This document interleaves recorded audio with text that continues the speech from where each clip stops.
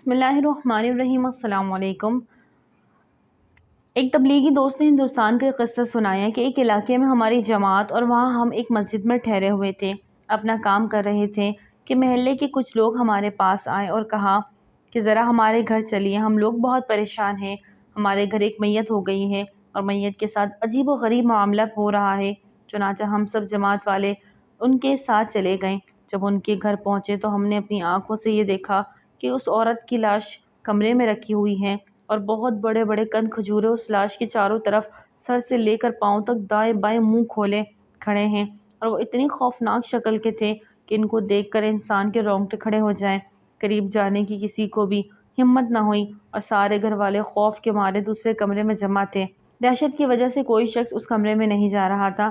گھر والوں نے ہم جماعت والوں سے کہا کہ آپ نیک لوگ ہیں، ہم آپ کو اس لیے بلا کر لائے ہیں کہ ہمارا تو خوف سے برا حال ہو رہا ہے، آخر اس میت کو بھی اس کی جگہ پر پہنچانا ہے، کیسے اس کو غسل دیں، کس طرح اس کو یہاں سے اٹھائیں، یہ کن کھجورے چاروں طرف سے اس کو گھیرے ہوئے ہیں، ہمارا تو قریب جاتے ہوئے پتا پانی ہو رہا ہے۔ آپ حضرات کچھ پڑھ کر ایصال ثواب کریں اور دعا کریں تاکہ کم از کم اتنا موقع مل جائے کہ ہم اس کو اس کی قبر میں اتاریں اور اس فرض سے سبق دوش ہو جائیں۔ یہ جماعت والے دوست کہتے ہیں کہ ہمیں بھی خوف محسوس ہو رہا تھا، لیکن ہم دیکھتے ہی سمجھ گئے کہ یہ اس کے کسی گناہ کا عذاب ہے جس کو اللہ تعالیٰ نے ہماری عبرت کے لیے ظاہر کیا ہے۔ چنانچہ ہم سب ایک کونے میں بیٹھ کر اس میت کے لیے استغفار کرنے لگے اور اللہ تعالیٰ سے دعا کرنے لگے کہ اللہ مہربانی فرما اور اتنی دیر کے لیے اس عذاب کو اس مردے سے ہٹا دے کہ ہم اس کو غسل اور کفن دے کر اس کو اس کی قبر تک پہنچا سکیں اور یہ فریضہ ادا کر سکیں۔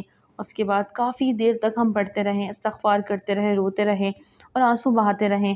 کافی دیر کے بعد ہم نے دیکھا کہ وہ سب کن کھجوریں اچانک میت کا محاصرہ چھوڑ کر ایک کونے میں جمع ہو گئے ہیں۔ بس ہم نے گھر والوں سے کہا کہ اب اللہ کی رحمت آ گئی ہے، اللہ نے اپنا فضل کر لیا ہے، اب تم لوگ اس میت کو غسل اور کفن دے دو۔ چنانچہ غسل اور کفن کے بعد اس کی نماز جنازہ ہوئی اور اسے قبرستان لے گئے اور جا کر اس کو قبر میں اتار دیا۔ جس وقت قبر میں اتارا تو دیکھا کہ وہ سب کن کھجورے ایک کونے میں جمع تھے۔ وہاں اس میت کو دفنانے کے بعد دوبارہ اس کے گھر پر یہ پوچھنے کے لیے ہم گئے کہ آخر اس کا ایسا کون سا عمل تھا جس کی وجہ سے اس کو یہ عبرتناک عذاب ہوا اور خدا جانے اب اس کے ساتھ کیا ہو رہا ہوگا۔ اس میت کی ماں نے بتایا، یہ لڑکی نیک صالح تو نہیں تھی، نہ نماز پڑھتی تھی، لیکن ایک بات جو مجھے یاد ہے شاید اس کی وجہ سے اس پر عذاب ہوا، وہ یہ کہ لڑکی ٹی وی دیکھنے کی بڑی شوقین تھی۔ ایک دن یہ ٹی وی دیکھ رہی تھی، ٹی وی پر گانا آ رہا تھا اور یہ گانا اس لڑکی کو بہت پسند تھا۔ اس دوران اذان شروع ہو گئی۔ میں نے اس سے کہا کہ بیٹی اذان ہو رہی ہے اور اللہ کا نام بلند ہو رہا ہے، اس گانے کی آواز بند کر دو اور ساتھ میں ٹی وی بھی بند کر دو۔ اس نے کہا اماں اذان تو روزانہ ہوتی رہتی ہے، لیکن یہ پروگرام اور یہ گانا پھر کہاں آئے گا؟ ہم نے سن کر کہا یعنی جماعت والا کہتے ہیں۔ ہم نے یہ سن کر کہا بظاہر یہ معلوم ہوتا ہے کہ مرتے ہی فوراً یہ عذاب شروع ہوا ہے، یا اسی گناہ کا وبال اور عذاب ہے اس لیے کہ اس نے اللہ کی اذان کے مقابلے میں گانے کو ترجیح دی تھی، جس کی وجہ سے یہ عذاب نازل ہوا۔ استغفر اللہ۔ اسی طرح سعودی عرب میں دو دوست رہتے تھے، ایک ریاض میں ایک جدہ میں۔ دونوں نے ایک صالح آدمی تھے، دونوں کے درمیان آپس میں گہری دوستی تھی اور محبت تھی۔ ریاض والے دوست نے اپنے بچوں کے بے حد اصرار پر ان کو ٹی وی خرید کر لا دیا۔ اب گھر والے ٹی وی دیکھنے لگے۔ کچھ دنوں کے بعد اس ریاض والے دوست کا انتقال ہو گیا۔ اس کے انتقال کے بعد جدہ والے دوست نے خواب میں ریاض والے دوست کی زیارت کی تو دیکھا وہ تکلیف میں ہیں۔ اس نے پوچھا کہ بھائی تمہارا کیا حال ہے؟ اس دوست نے جواب دیا کہ میں کیا بتاؤں، جب سے میرا انتقال ہوا ہے اپنے گھر والوں کو ٹی وی لے کر دینے کی وجہ سے اس وقت سے عذاب میں مبتلا ہوں۔ اب وہ ٹی وی دیکھ کر مزے اڑا رہے ہیں اور میں عذاب کے اندر مبتلا ہوں، اور میں ہی جانتا ہوں کہ میرا وقت کس طرح مصیبت کے ساتھ گزر رہا ہے۔ میں بہت سخت تکلیف میں ہوں، تو میرے گھر جا کر ان کو سمجھاؤ کسی طرح گھر سے ٹی وی نکال دیں تاکہ میرا عذاب دور ہو جائے۔ اس دوست نے کہا کہ اچھا میں تمہارے گھر جا کر ان کو سمجھاؤں گا۔ جب صبح ہوئی تو اس کو رات والا خواب یاد نہیں رہا اور سارا دن اپنے کام کاج میں مشغول رہا۔ جب رات کو سویا تو خواب میں پھر ریاض والے دوست کی زیارت ہوئی۔ اس نے شکایت کی کہ میں نے تم سے کہا تھا کہ میرے گھر جلدی جاؤ، میں بہت تکلیف میں ہوں، تم ابھی تک میرے گھر نہیں گئے۔ اس دوست نے پھر وعدہ کر لیا میں کل صبح ضرور جاؤں گا۔ یہ جدہ والے دوست کہتے ہی کہ دوسرے دن میرا ریاض جانے کا پختہ ارادہ تھا، لیکن پھر کوئی ایسا کام پیش آ گیا جس کی وجہ سے میں ریاض نہ جا سکا۔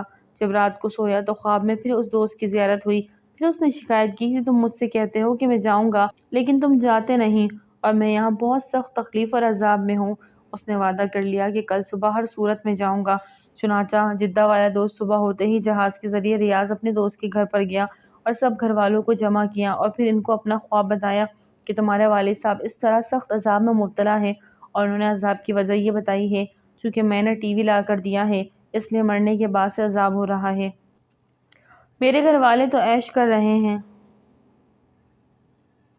اور میں عذاب میں مبتلا ہوں۔ جب انہوں نے اپنے باپ کو عذاب میں مبتلا ہونے کے بارے میں سنا تو وہ لوگ زار و قطار رونے لگے، ہائے ہماری وجہ سے ہمارے والد صاحب کو عذاب ہو رہا ہے۔ اس کے بعد بڑا بیٹا اپنی جگہ سے اٹھا اور اس نے ٹی وی کو اٹھا کر زمین پر پٹک دیا، جس سے ٹی وی کے ٹکڑے ہو گئے۔ وہ ٹکڑے اٹھا کر اس نے کوڑے کے ڈبے میں ڈال دیا اور اس نے کہا آج کے بعد ہمارے گھر میں یہ لعنت نہیں ہوگی جس کی وجہ سے ہمارے باپ کو عذاب ہوتا رہا۔ جدہ والے دوست کہتے ہیں کہ میں بہت خوش ہوا کہ اولاد یعنی اولاد تو ماشاءاللہ بہت سعادت مند ہے۔ انہوں نے بہت جلد اپنے باپ کی تکلیف کا خیال کیا اور اپنا بھی خیال کیا، اپنے باپ کو بھی قبر کے عذاب سے بچا لیا اور اپنے آپ کو بھی جہنم کے عذاب سے بچا لیا۔ پھر میں واپس جدہ اپنے گھر میں آ گیا، رات کو سویا تو پھر خواب میں ریاض والے دوست کی زیارت ہوئی۔ اب جو میں نے دیکھا تو ریاض والا دوست ماشاءاللہ مسکرا رہا ہے اور حشاش بشاش تھا۔ میں نے اس سے پوچھا کہ کہو کیا حال ہے؟ اس نے کہا کہ بھائی اللہ تعالیٰ تم کو جزائے خیر دے، جس طرح تم نے میری مصیبت دور کی اللہ تعالیٰ تمہاری مصیبتیں بھی دور فرمائے۔ جس وقت میرے بڑے بیٹے نے ٹی وی کو زمین پر پٹخا اس وقت سے میرا عذاب بھی ختم ہو گیا اور اللہ تعالیٰ نے مجھے اس عذاب سے نجات عطا فرمائی۔